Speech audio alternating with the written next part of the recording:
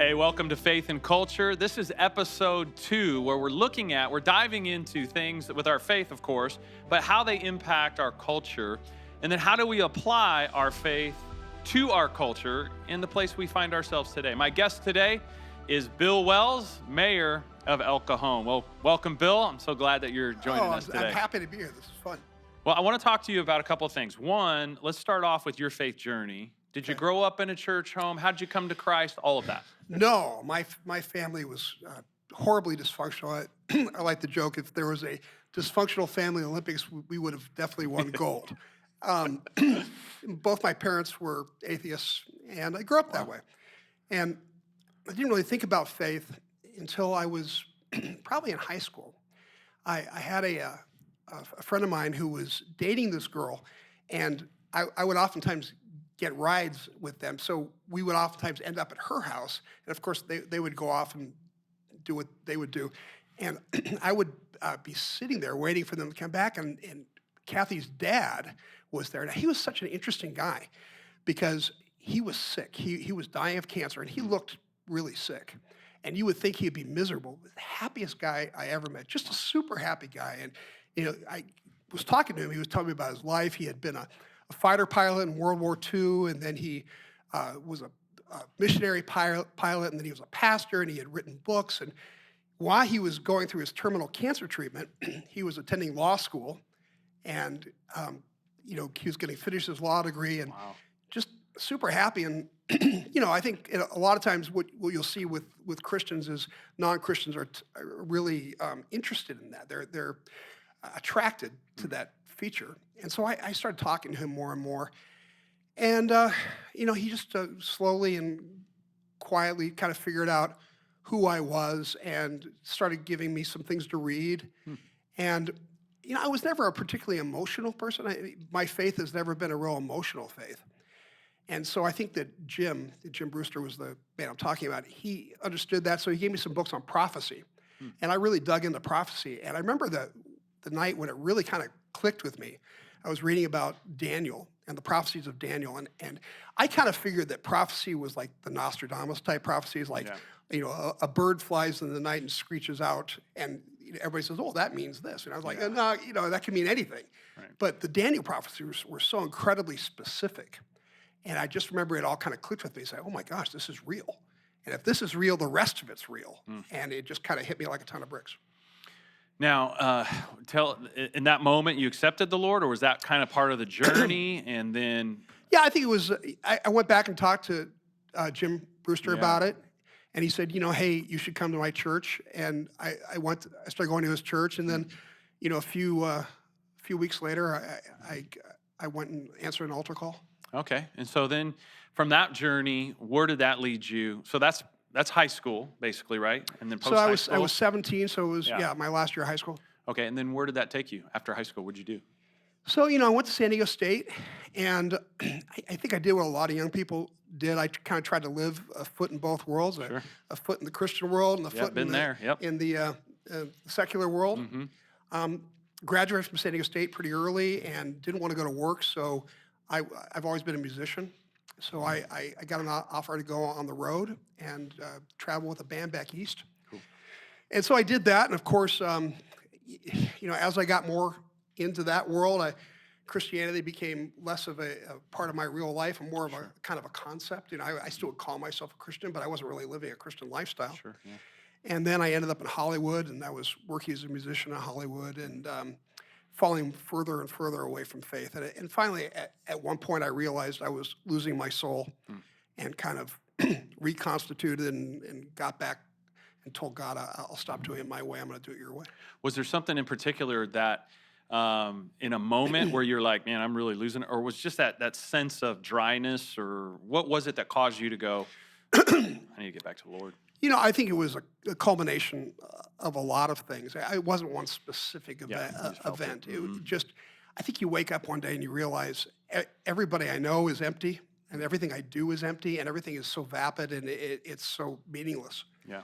And I saw older people than me in Hollywood in the business, and they were miserable human beings. I did not want to end up like that. Yeah. And so ended up coming back to San Diego, and went and got my, started off getting an RN because I thought that would be a good way to kind of mix a career in music and have a job that I actually make money and pay the rent. Yeah.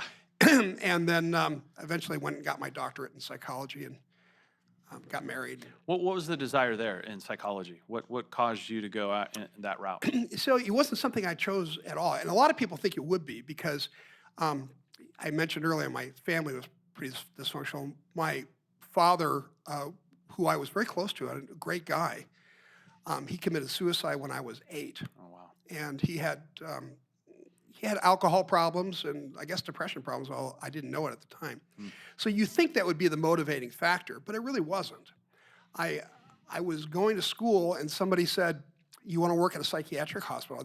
I got a job." And I said, I think that's the last thing I'd want to do is work at a psychiatric hospital. I said, "No, it's great. You hang out with the psych patients, you play foosball with them, you play volleyball with them, you watch movies with them. It's awesome." And I said, "Okay, you'll sign me up." And I did it. And it really was that way. But also, I ended up talking to people a lot and working through their problems with them and found that I really liked psych patients. I liked working in psychology and psychiatry. It was mostly psychiatry, actually. Okay. And so then when it came to getting an advanced degree, I thought, I'll just stick with this. This is where God put me. I'll stay here. Yeah. Okay. So you're doing that, and then how did that lead into a political career? What was that transition? And Oh boy, that's there's kind of two stories I tell about this. One the sanitized version, and I'll give you the real one. yeah.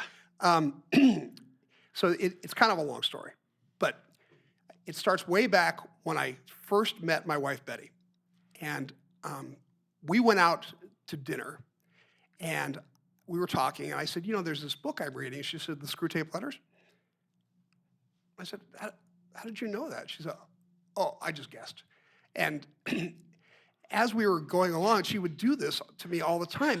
And so when we first got married, the first day that we were back from our honeymoon, she woke me up in the middle of the night, and she said, "Hey, wake up. You're going to get a job at a church." And I said, "What are you talking about? I had just got my RN. I was working at a hospital." Oh, wow. And I said, I got a great job at a hospital. I'm not going to go work at a church. And she said, "You are?" And I said, "Okay, we'll go back to sleep." 3 days later, a pastor I'd never met before called me up and said, "Hey, I hear you're a pretty good piano player."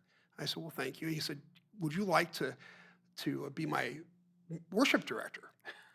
And I said, I can't. I got this new job. He goes, "No." He goes, "We're a small church. I only need you on Wednesday night and Sunday mornings." And I think he offered me $600 a month, which was my rent at that point. So that was like a big deal. Yeah. And by Friday, she had woken me up on a Sunday night. By Friday afternoon, I had shaken hands on getting this job at church. So I said, "How do you know these things?" And she said, "I don't know." She goes, she said, "God talks to me. I know people think it's odd." And I said, "So, what's going to happen next?" And she said, "It doesn't work that way. I have no idea." Wow. And that kind of set me up for kind of believing her. Yeah. Because here comes the punchline. Later on, I had done pretty well. I had started my own research company, and we were making a bunch of money, and we're doing really well. We're living up in Alpine, a big house, nice cars, the whole thing. And everything fell apart all at the same time. My research company, we got sued, and the whole thing everybody was running for the hills, and the whole thing was disbanding. And then I had also a job as a hospital administrator, and that they fired me because they brought in a new company to run the hospital. So I go from making a lot of money to making like zero money. And even if I got a job, I would never be able to pay the mortgage or the car payment. And I just was thinking, how are we going to? And on top of that, we had some family things happening that were pretty devastating. So it just felt like my whole world was falling apart. And I was probably about as low as I'd ever been. And I'm not going to cry. Come on. And Betty, who's very faithful, would go into the closet every day and pray. And she would come out of the closet. And one day she came out of the closet and said, "I heard from God." I said, "Great. What are we going to do?" She said, you're supposed to run for office. Hmm. And I said, that's the stupidest thing I've ever heard in my life. That is ridiculous. I'm not doing that. She said, you have to. And I said, no, I have no interest in that. I don't want to do that. But she, she's a persistent woman, and she kept after me.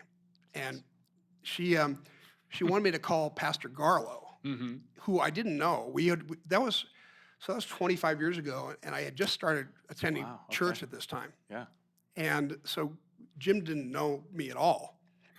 So I called his office, and I said, and I'm not into it. I'm like, I talked to Tracy, and I said, I'd like to make an appointment to see Pastor Garlow. And she said, well, what's it about? And I said, well, I'm interested in talking about getting involved in politics. So she sends me back an email and says, Pastor Jim can't meet with you right now, but he wants you to call this other person. I'm like, oh, great. So I call this other guy, and I meet with him, and he finds my story super compelling. And I said, so, what can I do? Can I stuff envelopes? Can I help on a campaign? He said, no, you should run for office. And so then I ran. Now at this point, I'm just going with this. So I ran for school board and lost. I ran the worst campaign in the history of campaigns. I lost to an 85-year-old woman with full-on dementia, and she still beat me. But she had been on the school board for 30 years, so she had name recognition. Yeah. And I thought, well, that's weird. I mean, I'm supposed to do this. God's asked me to do this, and then it didn't work out. I didn't win. But somebody called me and said, hey, I liked the things you said in the campaign. Would you be interested in being a planning commissioner on the Elkhorn City Council, for the city? I don't even know what that was. It's kind of like the minor leagues of city council. And so I signed up for that, and I did that for a couple of years, and then started learning the political process a little bit. Learn how to do it. Yeah. There's a lot to it. Yeah. And then there was an opportunity to run for city council, and 12 people ran, and I put my name in. I ran a decent campaign that time, and I won. And so that's kind of how it started. And how many were on the council? 12, you said? Or the 12 spots, or 12 people ran? Well, the 12 people ran for one spot. For one spot? Okay. Yeah. It's always very competitive. People really, and it's interesting, going back to the kind of the prophetic nature of this. I know people that have been trying to get on council their entire adult life. Wow. They go to every meeting and lunch they can possibly go to, and they just can't make it happen for some reason. I just, say, okay, I'm going to do it, and bing, bang, boom, I'm on the council, and then a couple of years later, our mayor had some problems, had to resign, and I filled in for him for the last year, and then I ran for mayor, and I'm mayor, and to do that relatively easily without a whole lot of trouble was pretty unheard of. People were really surprised, and I kind of attribute that to this being God's plan for my life. Certainly. I mean, he obviously opened those doors and cleared some of those paths, but I think it's also an encouragement to people that are watching, as we've been saying on Sundays, get involved, right? Get involved, get involved, get involved, and you don't have to have a whole lot of knowledge. Obviously, you want to learn, you want to grow, but if you have that willingness to learn and grow, God will guide you. And we need more people to get involved, obviously, with what's going on in our culture today. And this is a great testimony of that. You were willing. You said, okay. One thing I would say to that point is that I think I often looked at elected officials as being kind of significantly better than I was. I figured that they were super smart and much more refined than I was. And getting involved in the political process, I realized that that's just not the case. There are some really intelligent people that do this. There's some really wonderful people that do this, but there are some people that really fall below the bar that are in we're certainly seeing that in Washington, D.C. Pretty high levels of position. The one thing I've really come is the same kind of mix of people that you see in any job is pretty much like the mix of people you see in politics. So there's room for anybody who wants to do it, but I don't think you should. It's kind of like being a pastor. Yeah. I don't know that you should do it unless you feel called, because it's a lot of sacrifice. Sure. No, that's a good point. You should try to discern that call and how to get involved in the different opportunities that might be out there. And yeah, that's a good call. So now, as mayor of El Cajon, you are in the middle of a lot. There's a lot going on. There's a lot of almost targeting, if you will, as we've noticed in the news. Of course, you've been on locally on the news, KUSI, but then even nationally with Fox News picking up the story on our county board of supervisors and shipping out more and more homeless. Obviously, I've talked about it on a Sunday, but if you go downtown, it's a disaster in so many places downtown. It was built around that stadium beautifully. And I know my family, we love going downtown, and we have for a long time. But in the last couple of years, it's gotten worse and worse and worse. More and more homeless, more and more just degradation of the downtown landscape. And we walked down there not too long ago, and the smell was so overwhelming of just feces and urine and everything on the sidewalks. And it was a real disappointment to me. I grew up here in San Diego. I love San Diego, and it's a beautiful city, and it's getting ruined currently. And now with the big problem, because we have such liberal politics in the city of San Diego, and the homeless are just taking over, just all over. And it's like they're shipping them into San Diego, maybe because of the weather and everything else. It's liberal policies. And it's getting so overwhelming down there, and looks bad for our mayor of San Diego, that it seems the county starts shipping them out east where there's conservative politics. Sure. And you're in the middle of this. What you notice some things going on in the hotel. You notice an uptick in crime and some other things. Explain kind of what you guys started noticing and then what that led to. Well, I think the first thing you should know is that we're very aware of the homeless situation in a very intimate way. We know everybody who's homeless on the street. We know their faces. In the most part, we know their names. Mm-hmm. And the police know where they hang out and what their routines are. So when we start seeing new faces on the street, it brings up some red flags. And we were seeing a lot of new faces and a lot more crime. And the police started doing some asking around. And they were asking people, where are you from? They said, well, I'm from National City. I'm from Chula Vista. I'm from downtown San Diego. How did you get here? Oh, the sheriff's deputy dropped me off, or somebody from the county staff dropped me off. They put me up in this hotel. So we started doing some digging, and we found out that the county was using a homeless voucher program to place people in our hotel rooms. And we knew about the voucher program, but we assumed that it would be, 5, 6, maybe 10 people coming in, and that they would be spread out throughout the entire region. Yeah.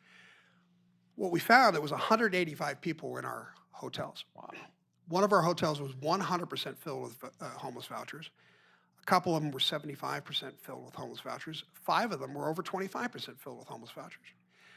So we called up the county and said, hey, what are you doing? And they said, basically they stonewalled us. They're not going to answer any of our questions. They said, if you have questions, send it to us in writing. We're not going to meet with you. We're not going to talk to you. We said, what kind of cooperation is that? I mean, we're 2 government agencies. We should be able to talk to each other. In the same county. That's the thing.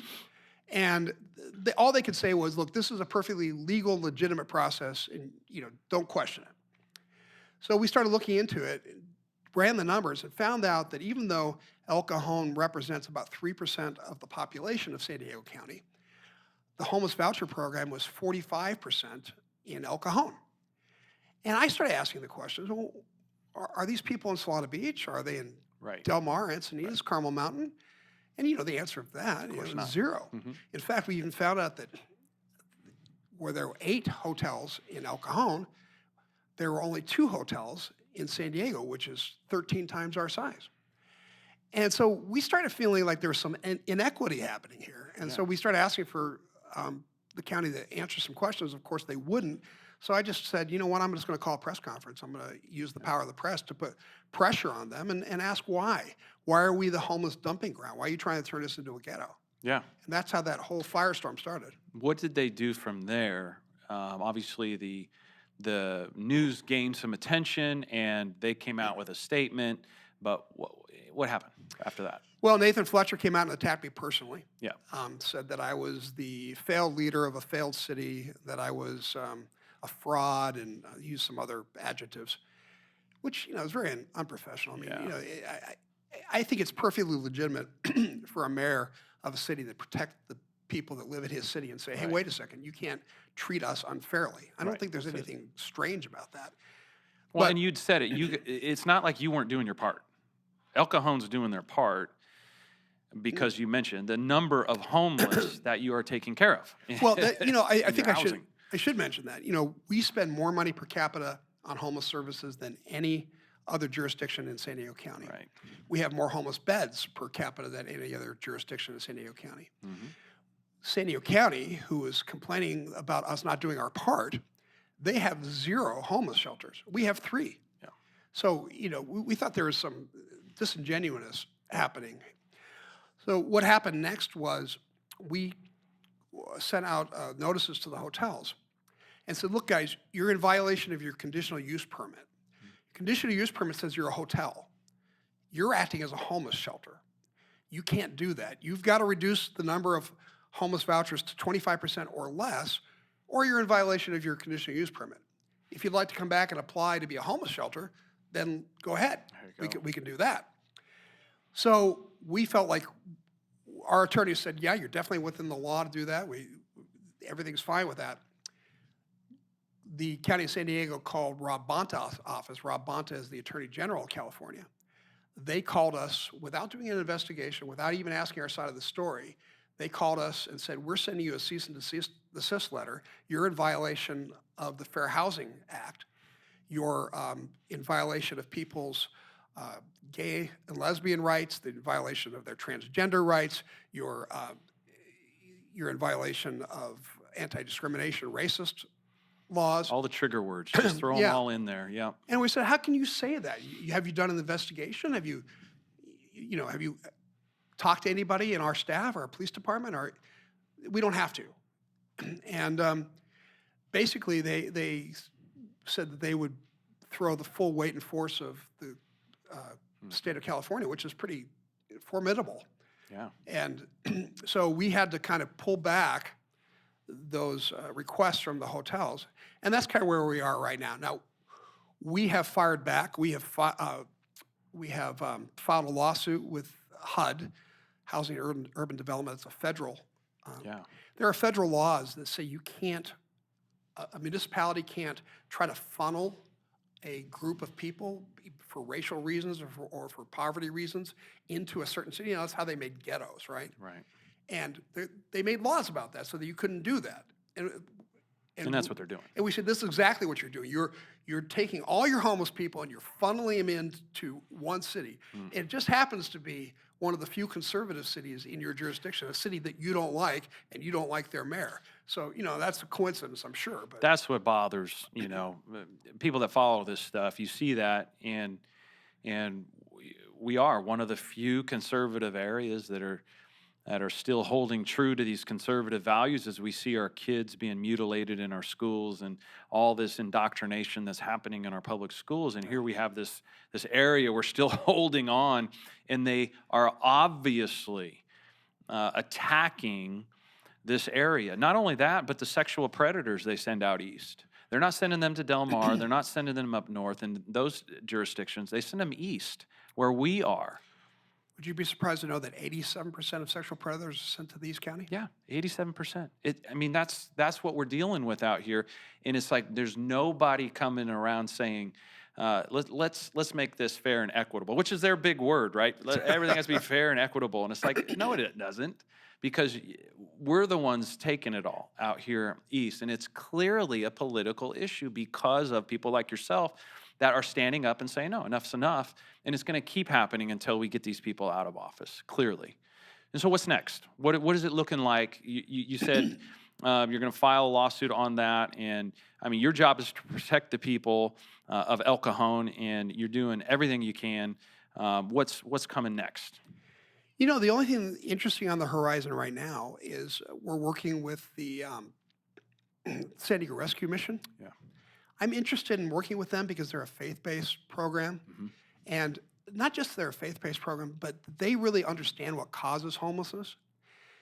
The Housing First people will tell you that homelessness is only because people are down on their luck, that rents are too high, and people don't have enough money. Right. Having worked in emergency rooms, doing psychiatric evaluations, I can tell you from firsthand experience that everybody I ran into who was homeless had a substance abuse problem. Yeah. If you ask any police officer, any paramedic, any ER doc, ER nurse, they'll tell you everybody that's homeless has a substance abuse problem. So what the Sandy Rescue Mission gets, and by the way, East County Transitional Living Center out in El Cajon, they both get it, that you've got to treat the substance abuse problem or you'll never get to people. You'll never change behavior unless you do that. And I also happen to believe that having the opportunity to hear about the gospel and to live a faith-based life makes it certainly a lot more indicative of success. Yeah, and you're someone that's qualified to be able to speak to that, because sometimes I'll get pushback when I talk about, the fact is, like what you just said, it's a substance abuse issue. And so in San Diego, and correct me if I'm wrong, in San Diego right now, if a homeless person wanted help and they wanted to get back on their feet, they could go to a rescue mission, they can go to many different places and get a roof over their head, get meals, and get job training. Within a few hours, they can get job training. Absolutely. Everybody that we see on our streets in El Cajon, my police chief tells me that he believes that everybody's been approached about 12 times. Yeah. And that's begging people, hey man, get off, let's get you out of the street. You don't have to live this way. And I can tell you from working in the ER, I would say that to people all the time. And they would say, yeah, I do meth and I want to do meth. I can't do meth in those places. They won't let me. Yep. And that's what it's all about. And look, it's not a pejorative. It's not me saying you're a bad person because you're a drug addict. Because I come from a family that's all alcoholics and drug addicts. Yeah. I love people that have addiction problems. It's not a problem for me to love somebody who has an addiction problem. But it is a problem. And if you ignore the problem, or even worse, you say, well, that's not really the problem. Let's look at this other thing. We'll spend $1 trillion trying to fix a problem that's not really the problem. Yeah. We're never going to get anywhere. So yeah, if you want to get off the streets, you can get off the streets. And I think that's one of the things that I really want people to know more than anything, is that this is not because people don't have options. It's because they choose to do this. And California, for the past 20 years, has made a concerted effort to change the laws to make homelessness incredibly attractive and easy. Yeah. Do you know that California has 161,000 homeless people, according to the federal, I forgot the name of the agency, but according to the feds, 161,000. The next largest state, Texas and New York, both with 27,000. Wow, there you go. Hawaii has 6,000. So a lot of people say, well, they all come to California because of the climate. So, well, there's only 6,000 people in Hawaii. Yeah. There's only, I think 8,000 people in Arizona. The climate in Arizona is not that much different than the climate in California. No, the reason they're here is because in California, you can't be arrested for using drugs. You can't be arrested for selling drugs. You can't be arrested for stealing up to $950 worth of merchandise a day. You can't be arrested for vagrancy. You can't be told you can't panhandle. You can't even be told you can't steal shopping carts and fill them. So, and we'll give you a generous amount of money every month, plus food stamps, plus all the psychiatric hospitals you can go to and say you're suicidal and get off the streets for a couple of days. Yeah. So they've basically incentivized and made it very easy to be homeless and say, look, if you don't want to work and you want to spend the rest of your life strung out doing drugs, come to California. We want you here. This is the place to be. And that's what they're doing. And that's why we're seeing what we're seeing, whether it's downtown, whether it's in other places, that they're basically, like you said, these policies are welcoming them in. And so when I speak on it, or, we talk about it in any form, there's always people that think we're being unloving, and it's like you said, that's not it. We actually love them so much that we're willing to, there's got to be, at some point, you got to have some tough love in there to say, you know what, I love you so much.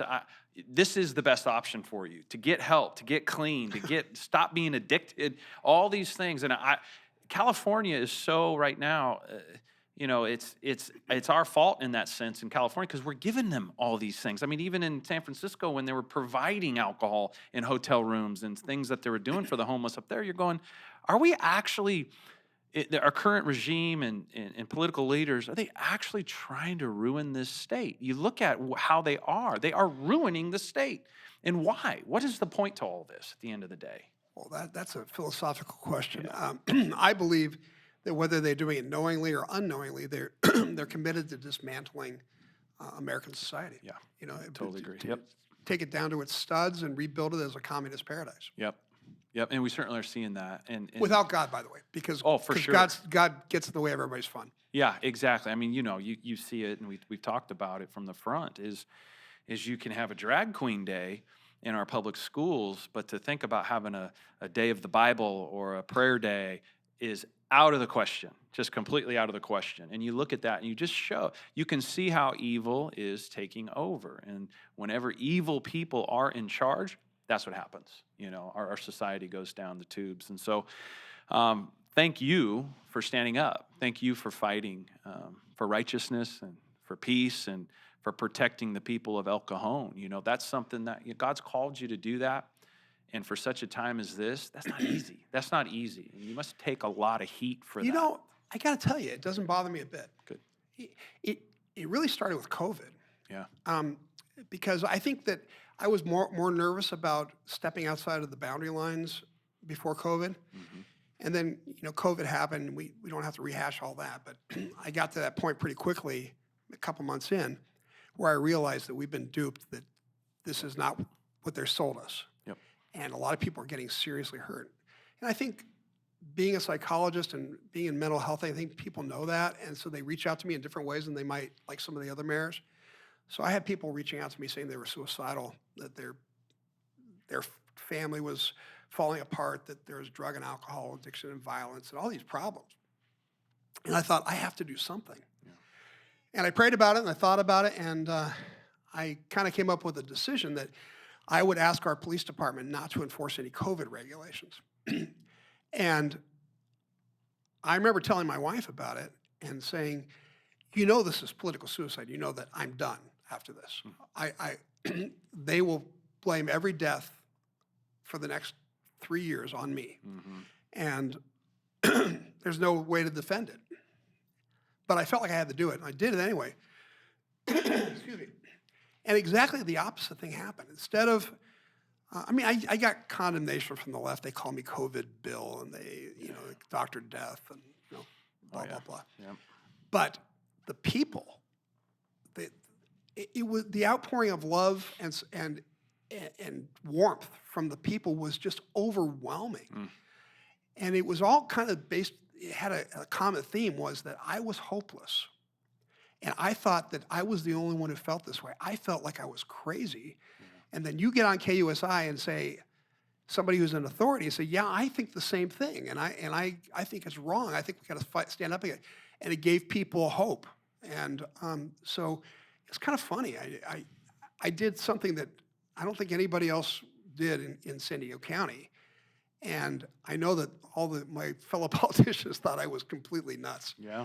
But it worked out really well. And it kind of gave me the courage now that I'm just going to do whatever I think is right and let the chips fall. And that's what you got to do. When you look at what you're doing as a mayor, you are pastoring the people in that sense. We did the same thing, of course, here with opening early at Skyline because we wanted to help people. We had to help people. And when people are suffering, you do everything you can to alleviate the suffering of people. And so we opened. Same idea. People are, you're crazy. And even the county giving us cease and desist letters. You're going to have $1 million worth of fines, and yes. you're going to be dragged off in handcuffs. Yep. And remember, we talked about that. But people are like, is Pastor going to end up in county jail? And yep. Yeah, and we were thinking about taking offerings for my bail and all that. And it was, but again, it goes back to doing what's right for the people, no matter what the culture says or government. The same thing that happened to me happened to you and the church in a way. How many people do I talk to every week who I say, I haven't met you before. I say, oh yeah, we just started coming here about a year ago, about a year and a half ago during the shutdown. Yep. And then we stayed, and the church is just blowing up and expanding, and there's so much life and so many people getting saved. And I think it has to do with a reward for doing the right thing, for being courageous. I think God absolutely expects us to be courageous. Everybody sells this soft, kind of weak, beta male Bible, yep. and I don't read it that way. I read, when I read God's word, He's saying, like, be stronger than everybody. Yeah. Be more courageous than everybody. Don't worry about anything. Yep.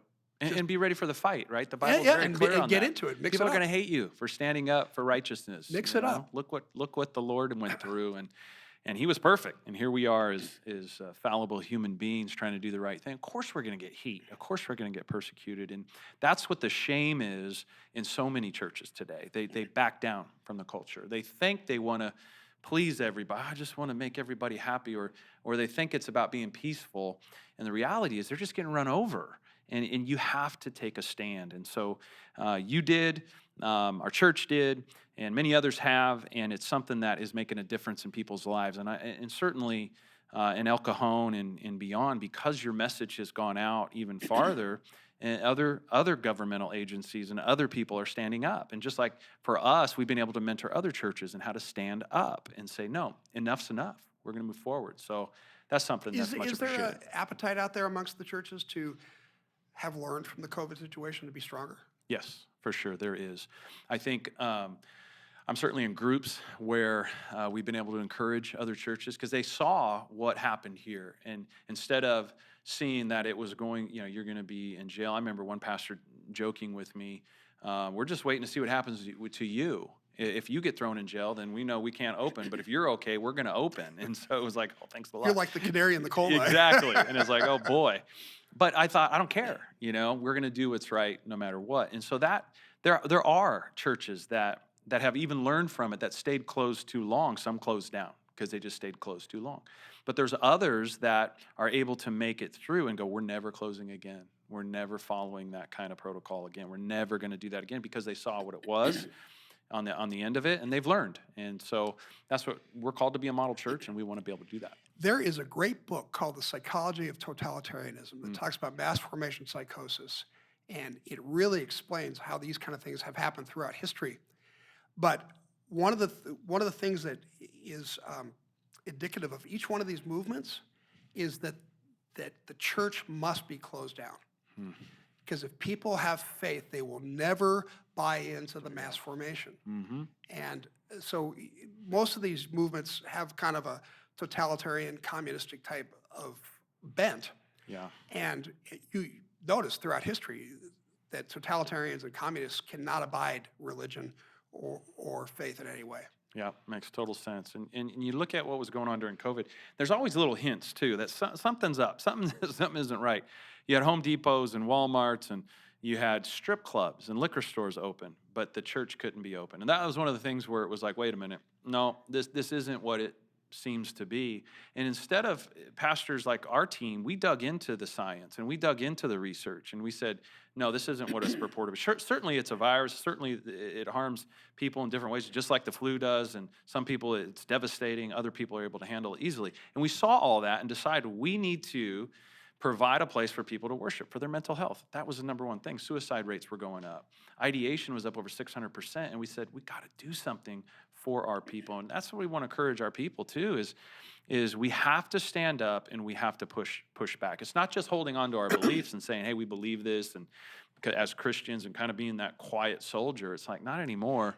You got to be outspoken about these things. Well, I'm sure you have thought about this and realized this, but I am 100% positive that this was a dress rehearsal for more. Yeah. They're going to come back at us Yep. with these kind of things. It's really been proven that an emergency is a great way to circumvent pesky things like the Constitution. Oh, yeah. And the Constitution gets in the way a lot of what the left wants to do. 100%. So if we can circumvent the Constitution with an emergency, we're looking for emergency. You notice that the San Diego County Board of Supervisors just named homelessness as a public health emergency. Yeah. Now, why do you think they did that? I think they did that because they're going to force municipalities to build homeless shelters they don't want. They're going to force all kinds of things on people, and they say, hey, we don't have to go through the normal process. We don't have to follow the law because it's a public health emergency. So they've set this in motion, and we're going to see more of this. And hopefully that we've learned from this. And the only way to stop this is for people to stand up and say, you know what, I don't care what you do to me. I don't care what you call me or how you shame me or tell me I'm killing everybody. Right. I'm going to do I'm going to use my brain. I'm not going to do stupid things. But if you're doing something that's unconstitutional and it doesn't make sense, I'm not going to participate. Yeah, 100%. And what now, as you look at your political career, your mayor, what's down the road for you, and when is your term up? All those things that happen. What does that Well, look like? I may not be your mayor for more than 3 more weeks if I lose in the next election. Yeah, So it's coming. I'm up in 13 days. Okay. So I think I'm going to win. Yeah. But I have no idea what's in the future. There was a time when I thought that I could predict these things and plan these things out. Yeah. And in normal life, you usually can. If you want to move up in your company, you can kind of plot it out. And I get this master's degree. I work hard. I do this. I make these sales projections. I get this job. Politics is just not that way. There's only so many jobs available in California for a conservative Republican like me. Tiny little, not much. There aren't that many places I can go. I can tell you what I won't do. I'm not interested in going to Sacramento. Yeah. And being in the legislature, just because I can get a lot more done being mayor and being in the majority and have a great platform from which to speak, as opposed to going up to Sacramento, being far from home, and being in the ultra minority, just going up there to vote no. I mean, God bless Brian Jones and the other people that do these things. I mean, and I'm not saying that what they do isn't important, but it doesn't appeal to me. Yeah. I think the only job I'd be interested in would be Congress, because I do watch what's happening in the federal government, and it would be really fun to be in the middle of that battle. Mm-hmm. But that's up to God. There's only one seat that I would even be able to run for, and Darrell Issa occupies that. And he's a behemoth. He's a good friend of mine. I'm not going to ever run against Darrell. Yeah. So if Darrell were to open up that spot, and I were young enough and good enough health and everything, all the pieces fell a piece, I'd probably run for that spot. But I'm not planning on it. Yeah. And with the politics the way they are, the really just, gosh, how difficult it is in politics to really stay grounded. There's so many good people, if you will, started off in politics with certain beliefs and ideals, and they got into this political system, and they completely changed as a human being, as a person. How do you stay grounded? Okay, what a great question. So, most people go into politics thinking of it as a race. Probably a lot how you thought of it when you got into the minor leagues. Your goal is to get to the majors, right? Yeah. So, you're going to practice your fundamentals. You're going to do whatever. I don't know if there's politics involved in baseball, but you do whatever you have to do to make that path happen. Mm-hmm. I think a lot of people get into politics the same way. They say, I'm on the city council. I'd like to be mayor. After that, I'd like to, maybe run for legislature. I do these things, and they're charting that path. Okay. And that becomes the goal, right? When that becomes the goal, then it's easy to get compromised because everybody's speaking into your ear. So you say, hey, I'm kind of like to move in this direction, and somebody's going to come alongside you and say, oh, don't you do that. Yeah. You're going to upset these people. There's a big pack out there. They're going to hate that. They have so much money. And then there's somebody on the other side, well, don't go too far this side because, your base is not going to like that. And so you get this narrow thing where basically you just don't say anything and you don't do anything. And your whole job is to not offend anybody. You're just kind of trying to not be seen. And, you show up at ribbon cuttings and you say, I'm a great guy. And then you hide and you don't follow any conviction because any conviction is costly. Yeah. I think that is a recipe for disaster. It's a recipe for selling your soul. It's a recipe for not having any convictions. I believe with every ounce of my being that the only way to be an effective politician and to actually be a successful politician is to be authentic. It's to come in and say, this is who I am. This is what I believe. I will treat all people with respect and love, but I'm not going to necessarily agree with you. Yeah. And I'm going to make decisions that you don't like. And I'm going to stand up for things that you wish I wouldn't stand up for. And I'm going to invite controversy sometimes when you wish I would just shut up. And if you do that, you'll either be thrown out of office or people will say, I love that guy. he's honest, he's real, and then you move up. But I think that if you are only focused on advancing your career, you're going to compromise yourself. That makes total sense. I mean, it shows too that you have backbone, and that's what people want to see. That I don't know if it's backbone. I think it's just a mindset. For me, I never intended to get into politics. I told you that story earlier. Yeah. I have a company that I started. It's doing pretty well. I've got I love my wife. I love my kids. I love where I live. I love my church. I'm happy. If I lose this next election, I won't be thrilled, but I'll be fine. I'll move on.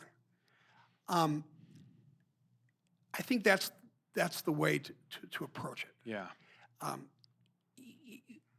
Too many people I know that everything that they have is wrapped up in being an elected official. It's their identity. It's their identity. It's everything. And if it becomes your identity, you whenever you don't want to lose something, you will compromise to keep it. Yeah, makes sense. That's why, in war movies and mafia movies, they'll go after the person you love and say, we're going to hurt your little girl if you don't do what we say. Because that's effective, right? Because people will do anything to protect their whatever they value so much. But if you don't care that much about it, and they say, if you do that, we're going to make sure you're thrown out of office, you're like, yeah, well, so be it. Yeah. Then you're a lot stronger. And so it's easy to be strong. It's easy to be brave because you have a different mindset. Yeah, makes total sense. Well, you're in the thick of it. You're in the battle, election coming up, all those things. How can we as a church be praying for you specifically? Oh, well, just the fact that you pray for me in general. Yeah. I read a book once called Destined for the Throne. Have you ever read it? Yeah. And, in that book, it really shocked me because he said that he believes prayers is so important that if people don't pray, God will not act. And and I don't know completely about the theology about that, but it did burn something into my mind that prayer is not just something you do because you're told to, and right. it's meaningless. I think prayer means a lot. I don't understand all the complexities of it, but it's important to God. Yep. So people come up to me all the time. They say, I'm praying for you, and I prayed for you last night. My husband and I pray for you, and I can't tell you how much that bolsters me and builds me up. And it's just fantastic. And I feel it.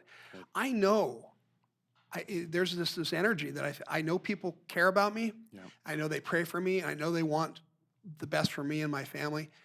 And so it makes it so that when people come after me and attack me, and they do, it doesn't feel like anything because I feel like if God is for me, who can be against me?